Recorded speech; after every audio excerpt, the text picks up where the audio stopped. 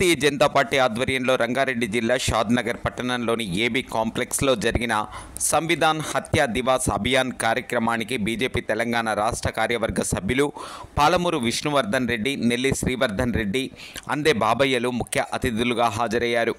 ఈ సందర్భంగా ఎమర్జెన్సీలో ఆనాడు జైలుకెళ్లిన ఉద్యమకారులను బీజేపీ ఆధ్వర్యంలో ఘనంగా సన్మానించారు. అదేవిధంగా ఆనాడు మీడియా గొంతు నొక్కిన ఇందిరాగాంధీ ప్రభుత్వ నిరంకుశ ధోరణిని గుర్తు చేస్తూ నేటి జర్నలిస్ట్ ప్రతినిధులకు బీజేపీ ఆధ్వర్యంలో ఘనంగా సన్మానాలు నిర్వహించారు. ఆనాడు రాజ్యాంగంలో ప్రధానమైన 6 చట్టాల కారణంగా నేడు పౌరుడు స్వేచ్ఛగా జీవిస్తున్నాడని గుర్తు చేశారు. ఆనాడు ఎమర్జెన్సీలో 1 కోటి మందిని ఆనాటి ఇందిరా ప్రభుత్వం కుటుంబ నియంత్రణ చికిత్సలు బలవంతంగా చేసిందని గుర్తు చేశారు. పార్లమెంట్ ఆమోదం లేకుండా ప్రజల పట్ల కిరాతకంగా ఇందిరా ప్రభుత్వం వ్యవహరించిందని విమర్శించారు. 15 ఏళ్ల మైనర్ బాలుడిని కూడా ఆపరేషన్ చేశారని గుర్తు చేశారు. ఒక మురికివాడపై పోలీసులు విచక్షణ రహితంగా కాల్పులు జరిపి వందలాది మందిని చంపితే జనతా ప్రభుత్వం వచ్చాక ఆ విషయం వెలుగు చూసిందని ఆవేదన వ్యక్తం చేశారు. ఢిల్లీ నడిబొడ్డులో ప్రజలను ఎన్కౌంటర్ చేసిన పాపం కాంగ్రెస్ ఎమర్జెన్సీ ప్రభుత్వానిదని విమర్శించారు. రాజ్యాంగం ఎంతో చక్కగా అమలు చేస్తున్న భారతదేశం నా దేశమని ఎంతోమంది గర్వంగా చెప్పుకుంటున్నారని అన్నారు.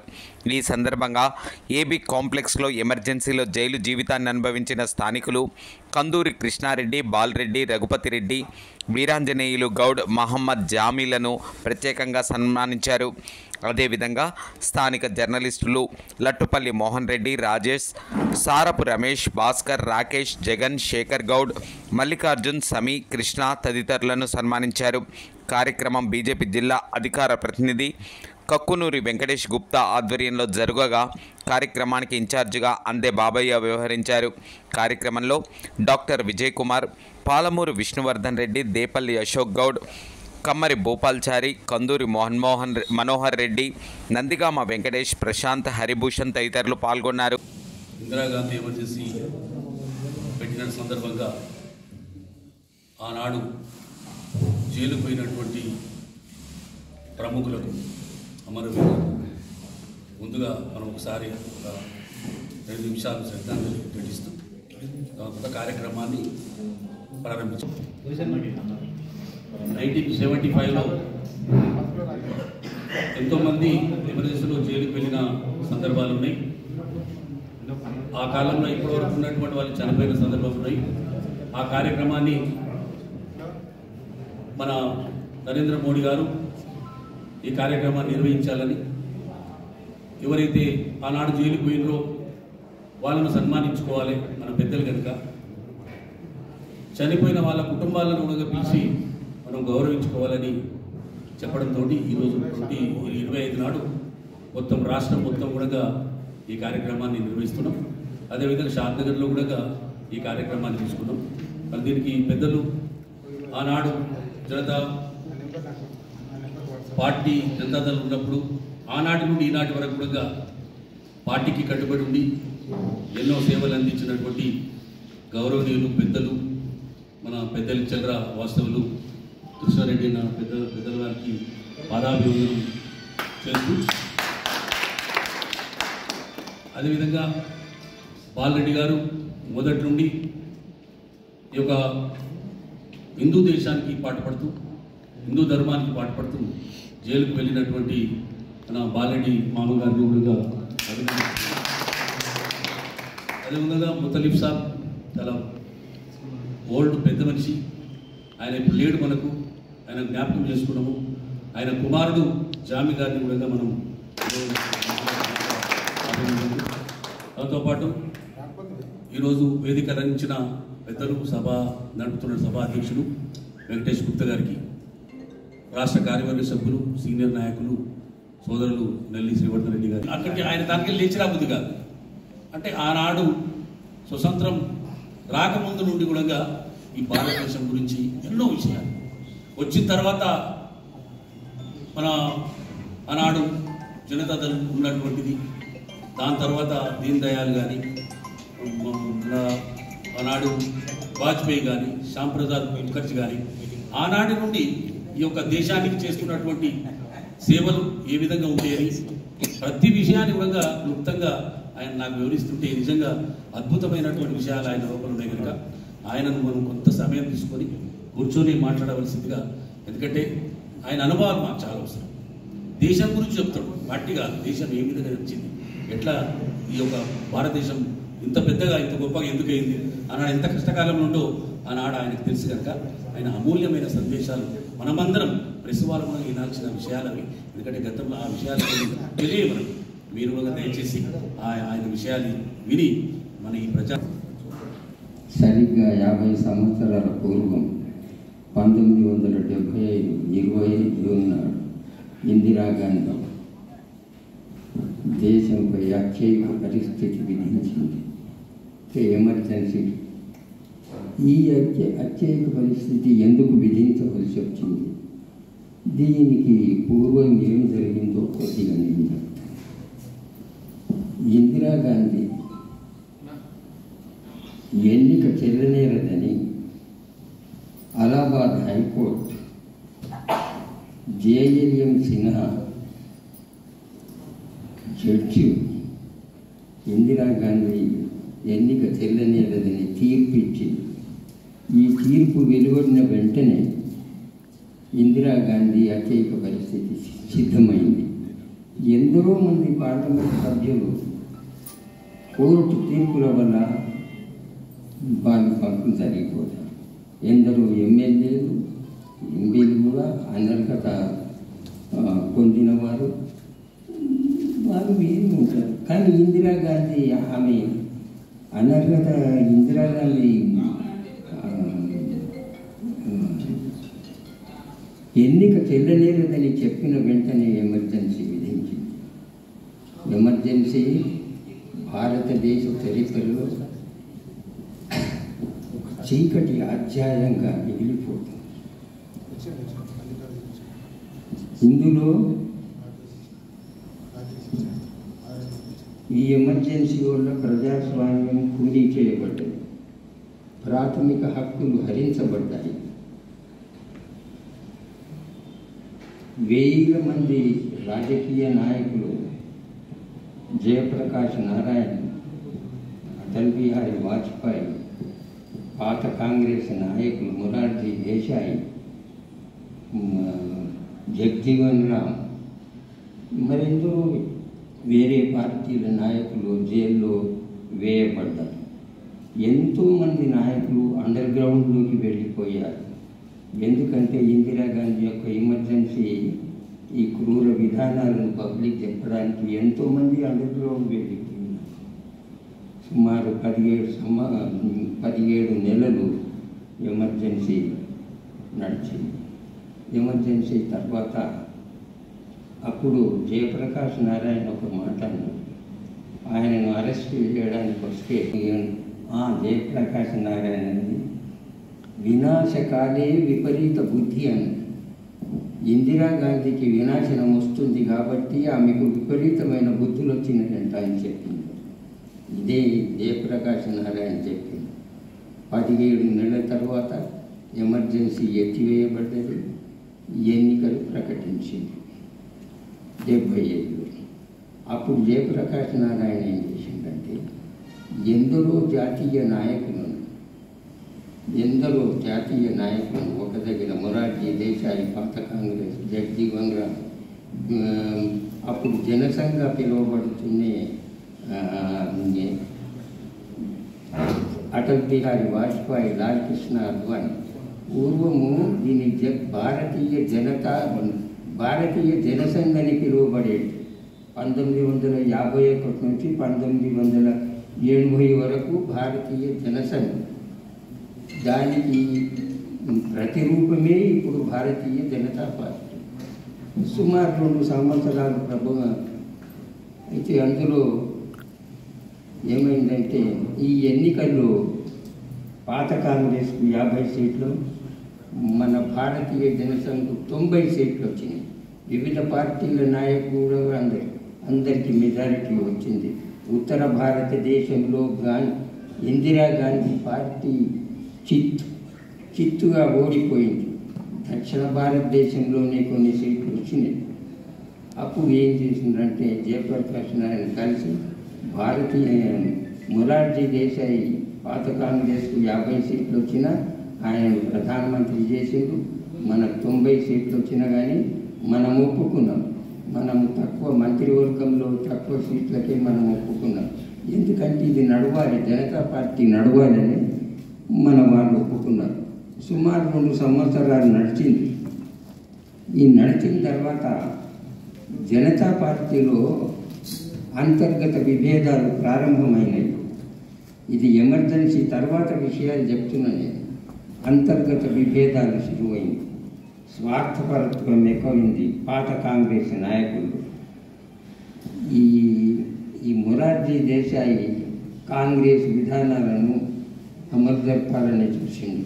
జనతా పార్టీ విధానాలను కాదు, కాంగ్రెస్ పార్టీ విధానాలను అమలు చేయాలని చూసింది ఒక పక్క. రెండవ పక్క జగ్జీవన్ రామ్ నేను ఎప్పుడు ప్రధానమంత్రిని కావాలని ఆయనకు ఒక ఆశ. ఈ విధంగా జనతా పార్టీలో ముసలం ఏర్పడ్డది. జనతా పార్టీ ముసలం ఏర్పడి విచ్ఛిన్నమైపోయింది. దీనికి నెపం మన మీద నెట్టివేయబడ్డది, భారతీయ జనసంఘ్ మీద నెట్టివేయబడ్డది. భారతీయ జనసంఘ్లో ద్వంద్వ సభ్యత్వాలు ఉంటాయి. ఒకటి ఆర్ఎస్ఎస్, రెండవది జనసంఘ్. ద్వంద్వ సభ్యత్వాలు ఉన్నాయి. అందుకొరకే వీళ్ళతో మనము రాజ్యాంగంలో లేని అంబేద్కర్ రాసిన రాజ్యాంగంలో సోషలిజం అని సెక్యులరిజం అనే పదాలను చూపించింది, రాజ్యాంగాన్ని మార్చి ఇవన్నీ చేసిందమ్మా. ప్రజలు ఎంతో అష్టకష్టాలకు లోనైంది. చాలామంది బాధపడ్డారు జైళ్ళలో. కొంతమంది చనిపోయింది కూడా. 70 తర్వాత 80లో మళ్ళీ ఆమె, ఎందుకంటే జనతా పార్టీ చీలికలు పేలికలు అయిపోయింది.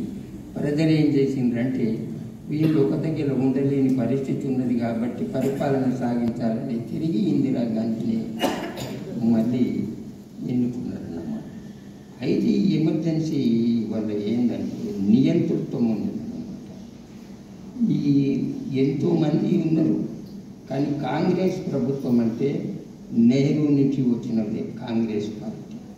కుటుంబ పాలన వచ్చిందన్నమాట. ఎప్పుడు నెహ్రూ కుటుంబమే పరిపాలించాలి. అదే ఈ కుటుంబ పాలన ప్రజాస్వామ్యానికి వ్యతిరేకం, బద్ధ వ్యతిరేకం చెప్తుంది. అయితే ఈ విధంగా జరిగింది. ఆ తర్వాత ఎన్నికలు జరిగినాయి. మళ్ళీ ఇందిరాగాంధీ ఎన్నికల్లోకి వచ్చింది. ఇప్పుడు మనము భారతీయ జనతా పార్టీ ఆ ఎమర్జెన్సీ క్రూర విధానాలను ప్రజలకు విడమర్చి చెప్పాలి. యువకులు ఎందరో పార్టీలో చేరబోతున్నారు. వీళ్ళందరూ కాంగ్రెస్ యొక్క ఇప్పుడున్న కాంగ్రెసే ఇందిరా కాంగ్రెస్. ఆ కాంగ్రెస్ యొక్క క్రూర విధానాలను ప్రజల్లో చెప్పాలి. భారతీయ జనతా పార్టీ ఆవిర్భావం తొలుతనే అని చెప్పింది. మనది మతతత్వ పార్టీ అని చెప్తున్నది ఏది కాంగ్రెస్ పార్టీ. కానీ భారతీయ జనతా పార్టీలోని మూల సిద్ధాంతాలు పంచనిష్టలు అంటుంటాయి. పంచనిష్టలు అంటే ప్రజాస్వామ్య పరిరక్షణ, నైతిక విలువల నిబద్ధత, గాంధేయ ఆర్థిక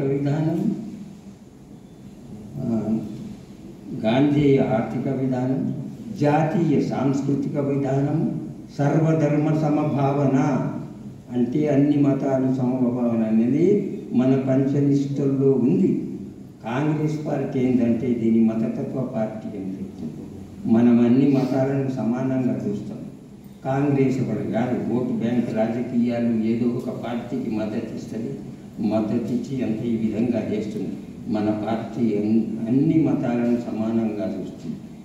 ఈ పంచనిష్టలు ఆధారంగా చేసుకొని మన పార్టీ ముందుకు సాగిపోవాలి. మనం ఇప్పుడు ఇవాళ ఎమర్జెన్సీ ఇవాళ తెలియజేయాలి. మళ్ళా తర్వాత భారతీయ జనతా పార్టీ ముందుకు ఎలా సాగిపోవాలి అనే దాని గురించి కూడా మనం కొంచెంగా మాట్లాడుకుంటే చాలా మంచిది అన్నమాట. ఈ పంచనిష్టలతో మనము ముందుకు వెళ్ళిపోవాలి. పార్టీ విధానాలను పల్లెలు, గ్రామాల్లో, వీధిలో, వాడవాడల్లో మనం తిరిగి భారతీయ జనతా పార్టీని చెప్పాలి. ఎందుకంటే భారతీయ జనతా పార్టీ బీజేపీ చారిత్రక అవసరం ఇది. నేను గట్టిగా చెప్తున్నా, దేశానికి భారతీయ జనతా పార్టీ చారిత్రక అవసరము. ఇది లేకపోతే దేశం ఎన్నో కష్టాలు ఎదుర్కోవాల్సి వస్తుంది. భారతీయ జనతా పార్టీ వచ్చినప్పుడు, కానీ ఇప్పుడు భారతీయ జనతా పార్టీ వచ్చినాక మత కులాలు ఎక్కడ లేవు. ఇది మతతత్వ పార్టీ అన్నది ఎక్కడ లేవు. భారతీయ కాంగ్రెస్ ఉన్నప్పుడు, నెహ్రూ ఉన్నప్పుడు కాశ్మీర్కు ప్రత్యేక ప్రతిపత్తి ఉండేదన్నమాట. కాశ్మీర్ను పూర్తిగా విలీనం కానియలేదు. 2/3 అంటే 3లో 2వ వంతు మన సైన్యము ఆక్రమించింది. ఆ తర్వాత ఏం చేయాలి, సీజ్ఫైర్, యుద్ధ విరమణ సంధి చేసేసింది. ఒక భాగం ఇప్పటికీ కాశ్మీర్, ఒక భాగం పాకిస్తాన్లోనే ఉంది, 2 భాగాలు మన దగ్గర. కాశ్మీర్ ఇప్పటికీ రావణ కాష్టం లేక రగులుతూనే ఉంది. దీనికి ప్రధాన కారణం ఏంటంటే నెహ్రూ. నేను చెప్తాను, నెహ్రూ అప్పుడు ఏం చేసిందంటే షేక్ అబ్దుల్లాతో ఒప్పందం చేసుకున్నాడు. షేక్ అబ్దుల్లా దానికి మన అంబేద్కర్ రాసిన రాజ్యాంగ విధానం చెల్లదు, నడవది. మన జెండా, తిరంగా జెండా కాశ్మీర్లో రెపరెపలాడకూడది. కాశ్మీర్కు ప్రధానమంత్రి వేరే. ఒకే దేశంలో రెండు ప్రధానమంత్రులు. కాశ్మీర్కు ఒక ప్రధానమంత్రి, దీనికి ఒక ప్రధానమంత్రి. దీన్ని 1951లో డాక్టర్ శ్యామప్రసాద్ ముఖర్జీ మనం కోర్టులోకి వెళ్ళాలి. 1975లో శ్యామప్రసాద్ ముఖర్జీ భారతీయ జనసంఘ్ను ఏర్పాటు చేసి నెహ్రూ యొక్క దుష్ట విధానాలను ఖండిస్తూ పోయిందన్నమాట. అయితే ఆయన అప్పుడు ఏం చేసిందంటే కాశ్మీర్కు వెళ్ళింది.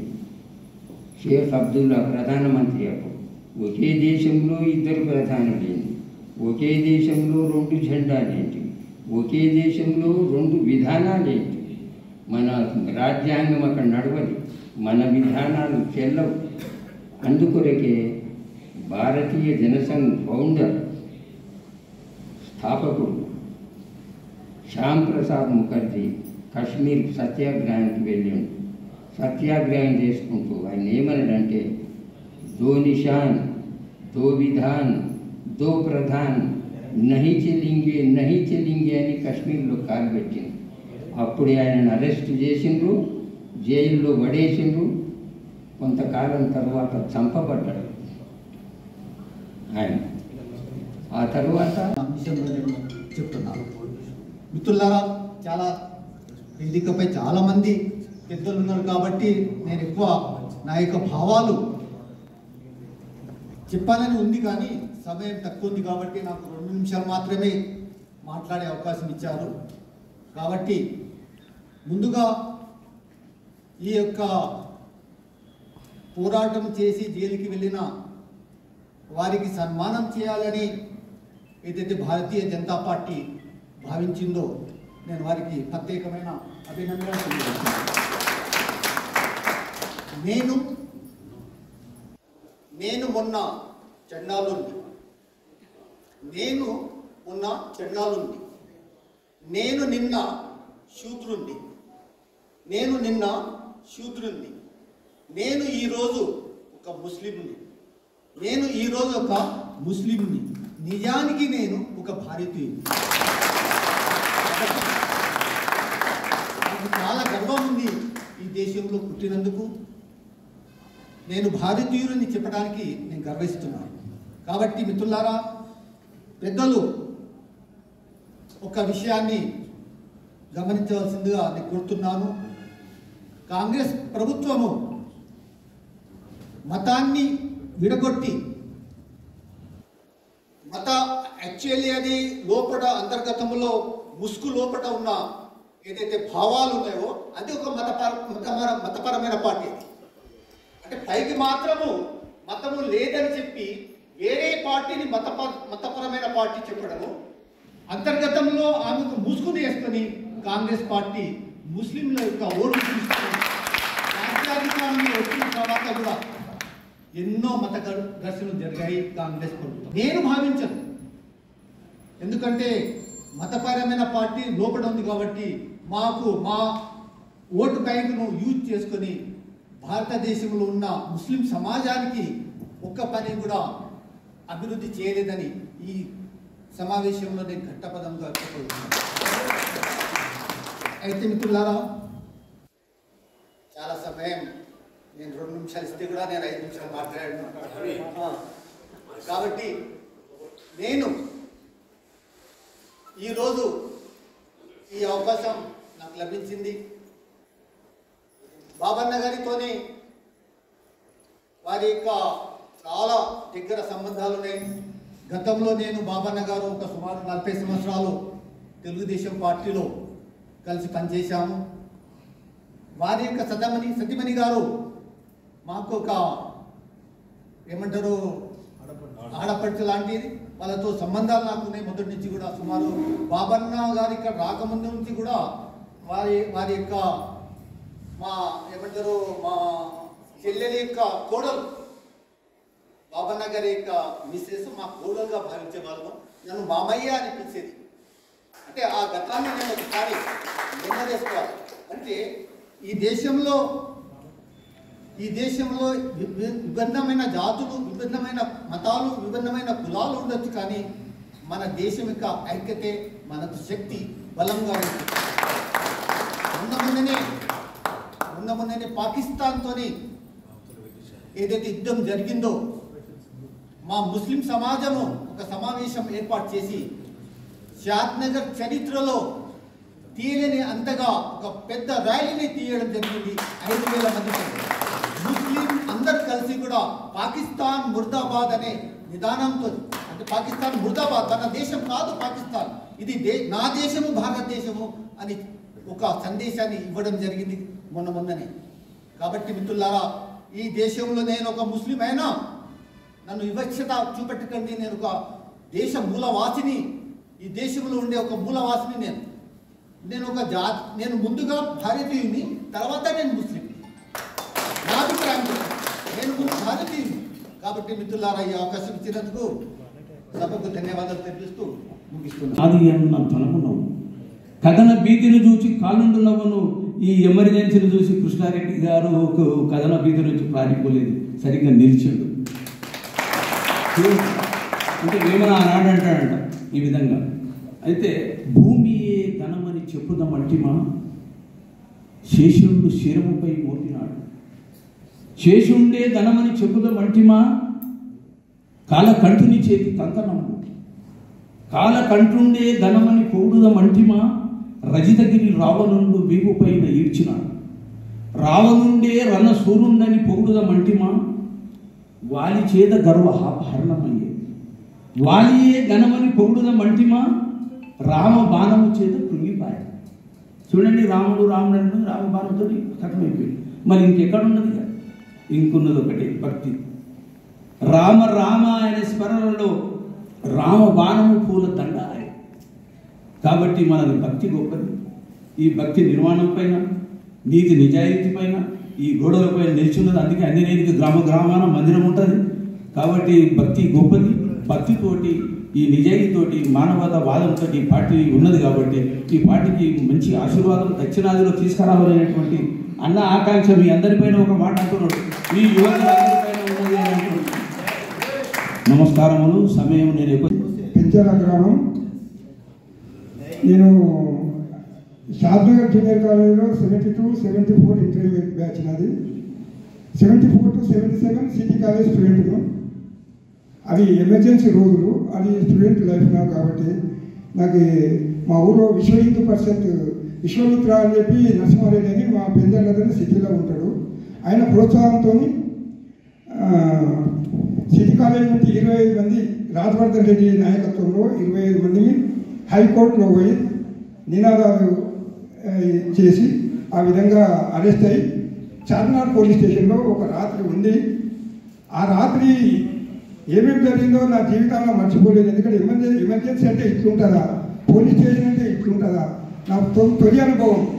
చార్మినార్ పోలీస్ స్టేషన్లో రాత్రి ఉంటే ఒక్కొక్క లీడర్ని తీసుకుపోయి సిటీలో ఎక్కడెక్కడ ఉన్నారు, మీ సాహిత్యం ఏడున్నది, మీ లీడర్లు ఏడున్నారు, ఎక్కడున్నారు, పోలీసులు తిప్పి హైదరాబాద్ మొత్తం తిప్పారు.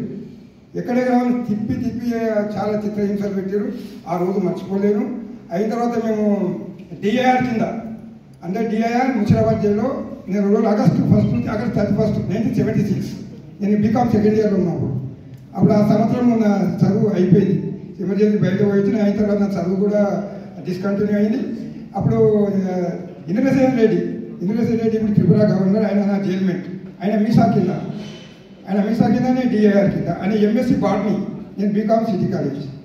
అప్పుడు ఆ సందర్భంలో ఆయన మలక్పేట, ఆయన నల్గొండ డిస్టిక్ నాకు పరిచయం ఉందని మలక్పేట ఉంటుండే. ఇప్పుడు మన గత ప్రతాప్ రెడ్డి నా క్లాస్మేట్ సిటీ కాలేజ్లో, మన మాజీ శాసనసభ్యుడు. ఆ ఎమర్జెన్సీ రోజులో ఆ భూమయ్య కిస్తయ్య గౌరవను ఉరిశిక్ష తీసినప్పుడు, మేము ముషిరాబాద్ జైల్లో ఉన్నప్పుడు ఉరిశిక్ష తీసి బాగా గుర్తుంది. ఆ జైలు జీవితం ఏందో అర్థమైంది. జైలు అంటే ఇట్లుంటుంది అది అని చెప్పి మా తల్లిదండ్రులు ఆ ఎమర్జెన్సీలో అట్లా పోయినందుకు కోర్టుకు వచ్చిన సిటీ సివిల్ కోర్టు మదీనా కాడికి వస్తే తల్లిదండ్రులు మేము వ్యాన్లో వచ్చి కోర్టుకు హాజరానికి వస్తే చూసి అప్పుడు మా యొక్క భావాలు అప్పుడు అది అర్థమైంది. అప్పుడు తల్లిదండ్రులు ఏందో నేనేందో జీవితం ఏందో అర్థమైంది. ఆ రోజులు మర్చిపోలేనివి. ఎమర్జెన్సీ చెప్పాలంటే ఇప్పుడు మనం ఈ రోజు పేపర్లో చూసినాం, టీవీలో చూసినాం, ప్రతి ఒక్కరికి అన్ని గుర్తే. ఆ రోజు దేశంలో ఇందిరాగాంధీ ఏవి నానా విభత్సం ఏం చేసింది, సంజయ్ గాంధీ ఏమేం చేసింది, కుటుంబ నియంత్రణ ఇది ఆపరేషన్ ఏమేం చేసింది, దేశం ఏ స్థితికి పోయింది, తర్వాత ఆమె ఘోరంగా ఈ విధంగా అయ్యి ఇప్పుడు మన మోడీ నాయకత్వంలో నేను అనుకుంటున్నాను. ఇప్పుడు నేను సచిన కానీ బీజేపీ జెండా బొండ మీద కప్పాలని కూడా ఇంట్లో చెప్పాను.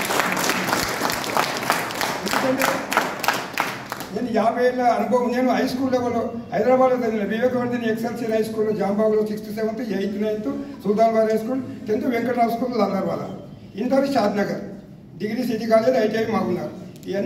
అన్నీ చేసిన ఏ జాబ్ ఏం చేయలేదు. చదువుకున్న మా అన్న ఎంఎస్సీ యూనివర్సిటీ ఫస్ట్ ఉండే లెక్చరర్ బి విఠలరెడ్డి అని మన మామనాడు డిస్ట్రిక్ట్లో మ్యాథమెటిక్స్ లెక్చరర్.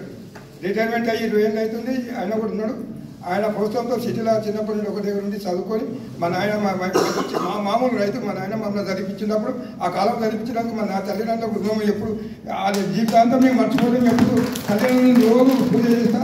తల్లిదండ్రులే దేవుడి మనకు ఆ భావంతో మనం ఉండి ఇప్పుడు నరేంద్ర మోడీ నాయకత్వంలో మన దేశంలో మూడు సార్లు ముఖ్యమంత్రి 3 సార్లు ప్రధానమంత్రి అయ్యారు. ఇప్పుడు లోకల్ బాడీ ఎలక్షన్లు వస్తున్నాయి కాబట్టి నా ఉద్దేశం ఏంటంటే మన బలం చూపించి మనము నిరూపించుకోవాలని బీజేపీ అంటే ఏందో ఈ సంఘం ఎమర్జెన్సీ గురించే మాట్లాడాను కాబట్టి ఎక్స్ట్రా మాట్లాడాను. రాజ్యాంగ పరిరక్షణ ఏ విధంగా చేయాలి అని ప్రజల అవగాహన కోసం చేస్తున్న ఎమర్జెన్సీ వ్యతిరేక దినం. దీనికి నన్ను ఆహ్వానించిన పెద్దలకి మరియు వేదికపై ఉన్న ఎమర్జెన్సీ కాలంలో వాళ్ళ అనుభవాలని మనందరి ముందు చెప్తున్న పెద్దలు, పత్రికేయులు, ఇతర పెద్దలందరూ కూడా పేరు ధన్యవాదాలు తెలుపుకుంటూ, నేను ఒక వారం క్రితం ఏదో ఒక సంపాదకీయంలో చదివినండి. ఇండియా టుడే సంపాదకీయంలో సుమారు 1 కోటి మందికి కుటుంబ నియంత్రణ శస్త్రచికిత్స చేసిండ్రు అని చెప్పేసి 1 కోటి మందికి. అంటే ఆ 1 కోటి మందికి బలవంతంగా ఏదైతే ఫ్యామిలీ ప్లానింగ్ ఆపరేషన్ చేసిండ్రో దానికి ఒక పార్లమెంట్ ఆమోదం లేదు, క్యాబినెట్ ఆమోదం కూడా లేదు. పార్లమెంట్ ఆమోదము, క్యాబినెట్ ఆమోదం లేకుండా 1 కోటి మందికి ఏదైతే శస్త్రచికిత్స చేసిండ్రో దాన్ని బట్టి ఉంచుకోవచ్చు మనం ఎమర్జెన్సీ ఇంత కిరాతకంగా పనిచేసింది ప్రజల మీద, భారతదేశపు ప్రజాస్వామ్య ఒక పునాది మీద ఇంత కిరాతకంగా దాడి చేసింది మనం అందరం ఉంచుకోవచ్చు. 15 ఏళ్ల బాలుడిని గుంటూరులో అదే సంపాదకీయం జరిగిన 15 ఏళ్ల బాలుడిని ముందుకుపోయి ఆపరేషన్ చేసిందని చెప్పేసి. అదే కాకుండా సుమారు 100 మంది చనిపోయిన ఫైరింగ్ సంఘటనని ఎమర్జెన్సీ ఎత్తి వేసిన తర్వాత కూడా బయటికి రాలేనంత దారుణంగా జరిగింది. అది ఒక గేట్, ఏదో gate, Turkman gate, some gate దగ్గర ఉన్న ఒక పాత మురికివాడని ఖాళీ చేయడానికే ఒక దాడి, పోలీస్ దాడి, మిలిటరీ దాడి చేసి కొన్ని 100 మందిని ఎన్కౌంటర్ చేస్తే ఎమర్జెన్సీ అయిపోయిన తర్వాత జనతా ప్రభుత్వం వచ్చిన తర్వాత బయటకు వచ్చింది. ఢిల్లీని అడుగొడ్డున ఎన్కౌంటర్ చేసిన ప్రజలని అంత దారుణంగా అప్పుడు ప్రభుత్వం నడిచింది. కానీ ఆ సంఘటనల్ని మర్చిపోయి వాళ్ళ ఇప్పుడున్న పాలకులు ఎవరైతే కాంగ్రెస్ పాలకులు ఉన్నారో నిస్సిగ్గుగా ఇంకా అదే దమనకాండాన్ని సమర్థించుకునే పరిస్థితి కనపడతా ఉంది. ఇవాళ మనం గమనిస్తే అలాంటి పరిస్థితులు నిన్న మొన్న జామీ గారు చెప్పింది ఇందాక, నేను భారతీయుని ఎందుకని భారతీయంగా గర్వంగా చెప్పగలుగుతున్నారంటే భారతదేశంలో ఉన్న ప్రజాస్వామ్యం యొక్క గొప్పతనం. అదేంటి, అందరికీ స్వాతంత్రం ఉంది, మత స్వాతంత్రం ఉంది, వ్యక్తిగత స్వాతంత్రం ఉంది, అన్ని హక్కులు ఉన్నాయి, 7 ప్రాథమిక హక్కులు ఉన్నాయి. 7 ఒకటి ఆస్తి హక్కులు తీసేస్తే మిగతా 6 హక్కులు రాజ్యాంగం అట్లనే పరిరక్షిస్తూ ఉంది. ఆ 6 హక్కులని రాజ్యాంగం మీద పరిరక్షించబట్టి ఇవాళ ప్రజాస్వామ్యం ఇంత బలంగా ఉండబట్టి ఇవాళ జామీ లాంటి వాళ్ళు ఇవాళ ఇది నా దేశం అని సగర్వంగా చెప్పుకునే పరిస్థితి ఇవాళ భారతదేశం. ఎందుకంటే ఇది నా దేశం, ఈ దేశంలో ఉన్న హక్కులను కాపాడాల్సిన బాధ్యత మనందరిది అని చెప్పి అలా ఎలుగెత్తి వాళ్ళందరూ చెప్పగలుగుతున్నారు. ఇవాళ జాతి, మతం, కులం ఏది వర్గ విభేదం లేకుండా చేసుకుంటున్న ఈ సమాజాన్ని నిర్మించుకున్న తర్వాత ఈరోజు మళ్ళా చూస్తున్నాం కొత్త ఎమర్జెన్సీ. వాళ్ళ పాలకులు మళ్ళీ ఫోన్ ట్యాపింగ్ చేయడం, మళ్ళీ మన వ్యక్తిగత స్వేచ్ఛ హరించడం.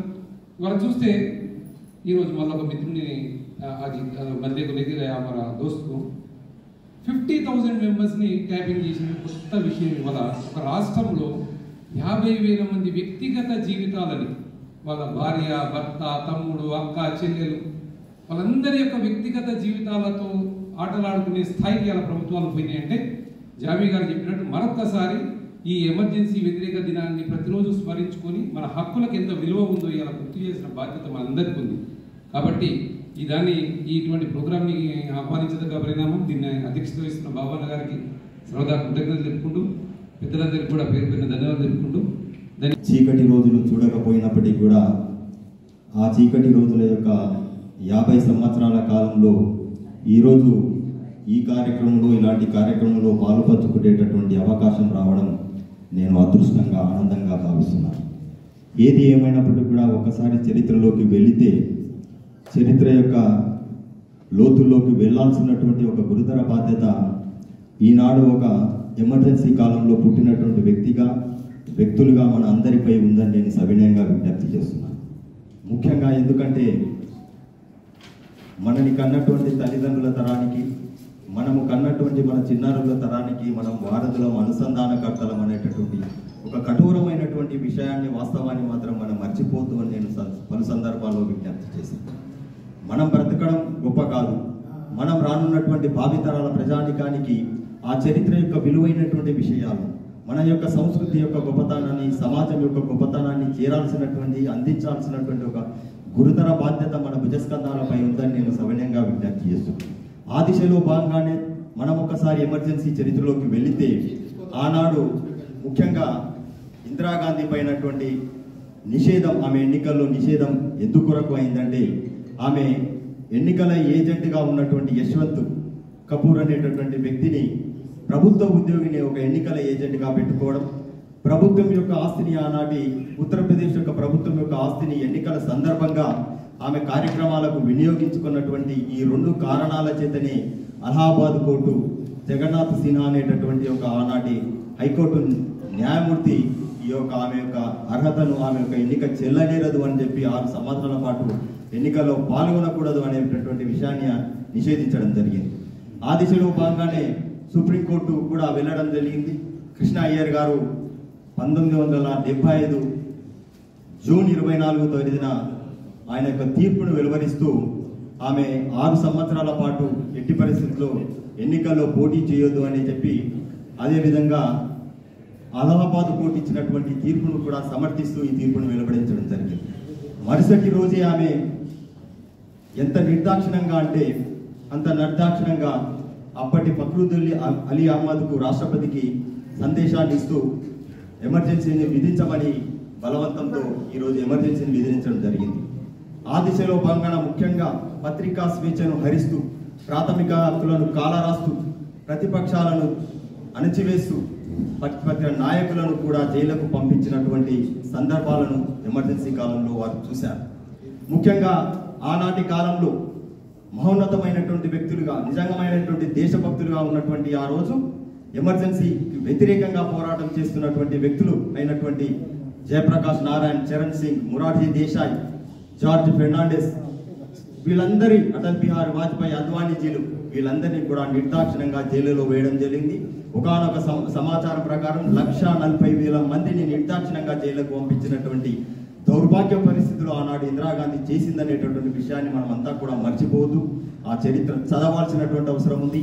భావితరాల ప్రజానికానికి చదివించేటటువంటి, తెలియజేసేటటువంటి ఒక గురుతర బాధ్యత ఒక భారతీయుడిగా మన పై ఉంది అని ఈ సందర్భంగా విజ్ఞప్తి చేస్తూ ఈ అవకాశం ఇచ్చినటువంటి మీ అందరికీ కూడా కృతజ్ఞతలు. భారత్ మాతా కీ జై, భారత్ మాతా కీ జై. ఎమర్జెన్సీ దేశంలో విధించి 50 సంవత్సరాలు అయిన సందర్భంగా మరి ఈరోజు షాద్నగర్లో ఈ యొక్క కార్యక్రమాన్ని భారతీయ జనతా పార్టీ ఆర్గనైజ్ చేస్తున్న ఒక కామన్ వేదికలోనే ఈ కార్యక్రమాన్ని నిర్వహిస్తూ ఉన్నాం. మరి ఆ రోజు ఇందిరాగాంధీ ఈ దేశానికి ప్రధానమంత్రిగా ఉన్న సందర్భంలో మరి అప్పుడు ప్రజాస్వామ్యాన్ని కూని చేసి మరి ఈ యొక్క ప్రజాస్వామ్యానికి పూర్తిగా నియంతృత్వంలోకి వెళ్ళినటువంటి సందర్భం. అప్పుడు వ్యతిరేకించినటువంటి కాంగ్రెస్ నాయకులను కూడా మరి జైల్లో పెట్టినటువంటి చరిత్ర ఇందిరాగాంధీది. అందుకోసం ఇక్కడ ఈరోజు మరి మా పార్టీ నుంచి అందే బాబాయ్ గారు ఈ కార్యక్రమానికి ఇన్ఛార్జిగా, మరి ఈ సభకు అధ్యక్షులుగా వెంకటేష్ గుప్తా గారు, మరి అదేవిధంగా ఇక్కడ వేదిక మీద జైలుకు పోయి ఇచ్చినటువంటి అనుభవం చెప్పింది మరి ఒకసారి రఘుపతి రెడ్డి గారికి మనందరం కూడా ఒకసారి గట్టిగా చప్పట్లతో అభినందిస్తాం. ఇక్కడ ఇంతకుముందు పిలిచినటువంటి కృష్ణారెడ్డి గారు కావచ్చు, రామాంజనేయులు సార్ కావచ్చు, జాని గారు కావచ్చు, అదేవిధంగా బాలరెడ్డి గారు, బాలరెడ్డి అన్న జైలు పోయిండన్నా. సో వీళ్ళందరూ కూడా ఆ రోజుల్లో ఉన్నటువంటి పరిస్థితి, జైల్లోకి పోకపోయినా మరి అప్పుడున్నటువంటి ఈ యొక్క ఎమర్జెన్సీలో జరిగినటువంటి పరిస్థితులను ఇప్పుడున్నటువంటి యువతరానికి మరి మనందరూ కూడా తెలియజేయాలి. మరి వాళ్ళందరూ కూడా ఈ సందర్భంగా మరి వాళ్ళని సన్మానించుకోవాలి. ఈ ప్రజాస్వామ్యాన్ని ఇంకా ముందుకు ఒక అద్భుతమైనటువంటి ప్రజాస్వామ్యాన్ని తీసుకుపోవడం కోసం వాళ్ళ అనుభవాలు చెప్పాలని చెప్పేసి ఈ కార్యక్రమాన్ని నిర్వహించుకోవడం జరిగింది. అయితే ముఖ్యంగా ఈ యొక్క ఎమర్జెన్సీలో ఫస్ట్ గొంతు నొక్కినటువంటి వ్యక్తులు ఎవరు అంటే మరి ప్రజాస్వామ్యానికి అతి ముఖ్యమైనటువంటి పత్రిక యొక్క స్వేచ్ఛను అందించింది. కాబట్టి ఈ సందర్భంగా ఆ రోజు పత్రికా మిత్రులు ఇక్కడ ఉన్న వాళ్ళందరూ కూడా ఒకరే అన్న, నేను కూడా ఎమర్జెన్సీలో 75లోనే నేను పుట్టాను, ఒక మోహన్ రెడ్డి అన్న ఒకడే ముందున్నాడు. సో మిగతా పత్రికా మిత్రులందరూ కూడా ఎందుకు సన్మానించాలనుకున్నామంటే పత్రికా రంగాన్ని ఆ రోజు హరించింది కాబట్టి మరి ప్రజాస్వామ్యానికి గొంతుగా ఎవరు అంటే అది మరి పత్రికలే. కాబట్టి ఈ యొక్క పత్రికా మిత్రులను ఎప్పుడు కూడా సన్మానించుకోవాలనేది మా యొక్క ఆలోచన కోరుకుంటూ మరి ముఖ్యంగా ఈ యొక్క కార్యక్రమం ఏంటంటే ఇంతకుముందు చాలా విషయాలు పంచుకుంటూ వచ్చారు. సో ప్రపంచంలో అత్యధికమైనటువంటి అతిపెద్ద ప్రజాస్వామిక దేశం భారతదేశం. మరి ఈరోజు అమెరికా ప్రజాస్వామ్యం గొప్పగా చెప్పుకుంటుంది, కానీ అమెరికా కన్నా ఈ దేశంలో విభిన్నమైనటువంటి కులాలు, విభిన్నమైనటువంటి జాతులు, విభిన్నమైనటువంటి ప్రాంతాలు, మరి ఎన్నో రకాలైనటువంటి భిన్నత్వంలో ఏకత్వం ఉన్నటువంటి దేశం మరి భారతదేశం. మన మధ్యలో ఏదో నాగరికత ఉన్నటువంటి దేశం కాదు, ప్రపంచానికి నాగరికత నేర్పించినటువంటి దేశం మరి భారతదేశం. ఒక గొప్ప సంస్కృతి ఉన్నటువంటి దేశం భారతదేశం. మన బలహీనతల కారణంగా వేల సంవత్సరాలు మరి మనం బానిసత్వంలో పోయాం. కాబట్టి ఇక్కడ కులం, మతం అనే ఒక విభేదాన్ని ఈరోజు మనం చూస్తూ ఉన్నాం.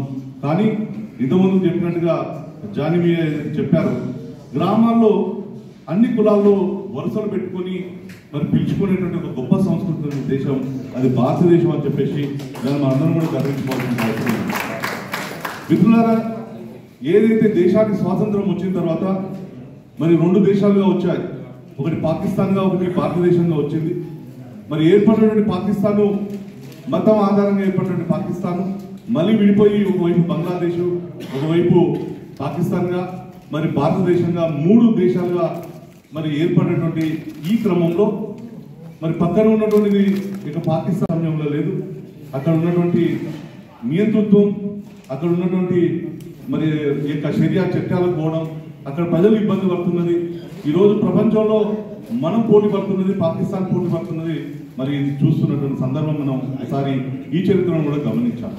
మరి ఏదైతే దేశానికి స్వాతంత్రం తెచ్చుకొని మరి అంబేద్కర్ గారు ఈ దేశంలో అందరికీ సమాన హక్కులు, మరి ఈ దేశంలో ఉన్నటువంటి ప్రతి పౌరునికి ఓటు హక్కును ఇచ్చి ప్రజాస్వామ్యం ఆధారంగానే ఈ దేశం యొక్క అభివృద్ధి జరగాలి, రాజులు రాజ్యాల యొక్క కాలాలు పోయాయి, మరి ప్రజాస్వామ్యంలో ఒక సామాన్యమైన వ్యక్తులు కూడా మరి ఈ దేశానికి అధిపతులు కావాలని చెప్పేసి మరి మనకున్నటువంటి రాజ్యాంగంలో అనేక హక్కులతో పాటు బాధ్యతలు కూడా ఈ రాజ్యాంగంలో పొందుపరిచింది.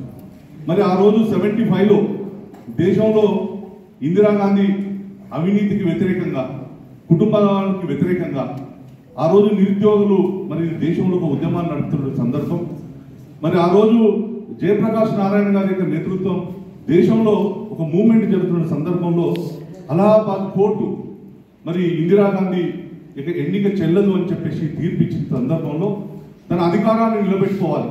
ఒక వ్యక్తి నిర్ణయం తన కుటుంబ రాజకీయాల కోసం ఇక దేశ ప్రజలందరూ కూడా పణం పెట్టినటువంటి సందర్భమే ఇక ఎమర్జెన్సీ ఇక 75 జూన్ 25 అర్ధరాత్రి ఏదైతే విధించిందో ఆ ఎమర్జెన్సీ ఇక దేశ చరిత్రలో ఒక చీకటి దినంగా మనందరం కూడా గుర్తించుకోవాలని చెప్పేసి మీ అందరం కూడా కోరుతున్నాం. సో ఈ యొక్క చీకటి దినం ఈ యొక్క ఎమర్జెన్సీకి ఏదైతే ఈ యొక్క ప్రజాస్వామ్యానికి ఏదైతే హాని జరిగిందో, ఈ ప్రజాస్వామ్యాన్ని ఏదైతే కూని జరిగిందో, మరి దానికోసం అనేక మంది మరి ఉద్యమాలు ప్రారంభం చేస్తే జైలుకు పోయారు.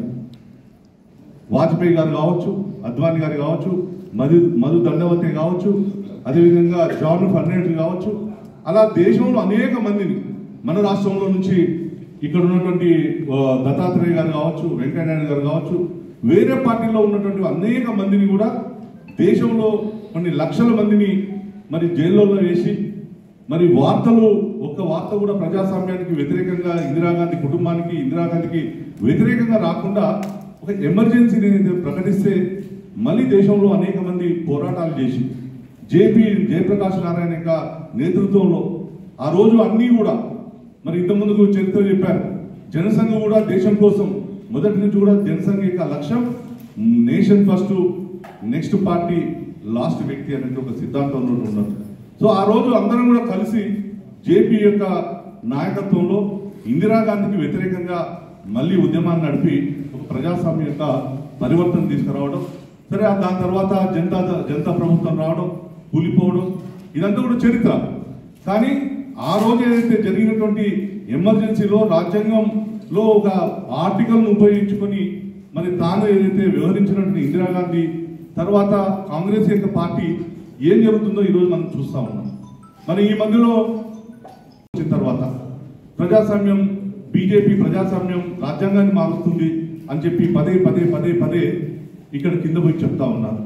వాస్తవంగా ఇక రాజ్యాంగాన్ని అత్యధిక సార్లు మార్చింది ఎవరు అంటే కాంగ్రెస్ పార్టీ అధికారంలో ఉన్న సందర్భంలోనే దాదాపు 107 సార్లకు పైన ఇక రాజ్యాంగాన్ని మరి మార్చింది ఎవరు అంటే కాంగ్రెస్ పార్టీ ప్రభుత్వాలు. భారతీయ జనతా పార్టీ ప్రభుత్వాలు, నరేంద్ర మోడీ ప్రభుత్వం రాజ్యాంగాన్ని మార్చింది ఎందుకోసం అంటే ఈ దేశంలో ఉన్నటువంటి 370 ఆర్టికల్ని తీసి మరి కశ్మీర్ని ఈ దేశంలో అంతర్భాగం చేసింది. అది దానికోసం ఇక ఆర్టికల్ని మార్చారు. ఈ దేశంలో ఒక ఆటవికమైనటువంటి చర్య నడుస్తూ ఉంది, ఆటవికమైనటువంటి ఒక సంస్కృతి నడుస్తూ ఉంది. మరి ముస్లిం మహిళలు ఈరోజు ట్రిపుల్ తలాక్లో మరి తలాక్ అంటే వాళ్ళకి వివాహ చట్టం అంతా కూడా రద్దవుతుంది. కాబట్టి వాటి కోసం నరేంద్ర మోడీ గారు ఇక చట్టాన్ని మార్చారు, రాజ్యాంగాన్ని మార్చారు. ఇక నరేంద్ర మోడీ గారు ఎందుకొరకు మార్చారు? ఈ దేశంలో అనేక మంది ఇది ఒక సత్రంలా వచ్చి ఈ దేశంలో అనేక మంది ఇప్పటి కూడా ఈ దేశంలో బంగ్లాదేశ్ కావచ్చు అనేక దేశాల నుంచి వచ్చి ఉన్నటువంటి ఈ దేశంలో ఒక చట్టాన్ని తీసుకొని వచ్చేసి ఇక్కడ ఉన్నటువంటి పౌరసత్వ చట్టాన్ని తీసుకొని వచ్చి ఈ దేశం యొక్క సుభిక్షత కోసం, ఈ దేశం యొక్క ఐక్యత కోసం, ఈ దేశ భద్రత కోసం చట్టాలను మార్చారు నరేంద్ర మోడీ గారు. ఎక్కడ కూడా ఈ దేశం హిందుత్వ దేశం కావాలని చెప్పేసి ఈరోజు కాంగ్రెస్ వాళ్ళు కావచ్చు మిగతా పార్టీ వాళ్ళు ఏదైతే చెప్తా ఉన్నారో ఇక రాజ్యాంగాన్ని మారిస్తే మొత్తం ఏదో ఆటవికమైనటువంటి రాజ్యాన్ని తీసుకొస్తారు, నియంతృత్వం రాజ్యం తీసుకొస్తారు అని చెప్పేసి ఏదైతే మాట్లాడుతున్నారో ఇది తప్పు. కేవలం భారతీయ జనతా పార్టీ మాత్రమే అంబేద్కర్ యొక్క రాజ్యాంగాన్ని తూచా తప్పకుండా పరిపాలిస్తున్నటువంటి ఏకైక పార్టీ ఏదైతే అది భారతీయ జనతా పార్టీ. సో అందుకోసం ఈ మధ్యకాలంలో మీరు కూడా చూశారు కాంగ్రెస్ పార్టీ సంవిధాన్ను సంరక్షించాలి, అంబేద్కర్ యొక్క ఆలోచన విధానాన్ని పెంచాలని చెప్పేసి గ్రామాల్లో చాలా తిరిగారు. భారతీయ జనతా పార్టీ మీద అనేకమైనటువంటి విష ప్రచారాన్ని గ్రామాల్లో తీసుకొని పెట్టారు. జై భీమ్, జై సంవిధానం అని చెప్పేసి. మరి జై భీమ్ అనేది ఏదైతే ఉందో నిజంగా కూడా అంబేద్కర్ కు కాంగ్రెస్ పార్టీ వాళ్ళకి ప్రేమ ఉందా? ఆ రోజు ఈ దేశానికి ఎన్నికలు జరిగినప్పుడు అంబేద్కర్ను ఓడగొట్టించి అంబేద్కర్ మీద నిలబెట్టింది ఎవరిని అంటే అంబేద్కర్ దగ్గర ఉన్న ఒక సహాయకుడిని పెట్టి అంబేద్కర్ను ఓడగొట్టించిన పార్టీ అది కాంగ్రెస్ పార్టీ. సో రాజ్యాంగంలో ఆయనని ఎప్పుడు కూడా హక్కును తెచ్చుకున్నది ఆ రోజు కూడా జనసంఘ పార్టీ.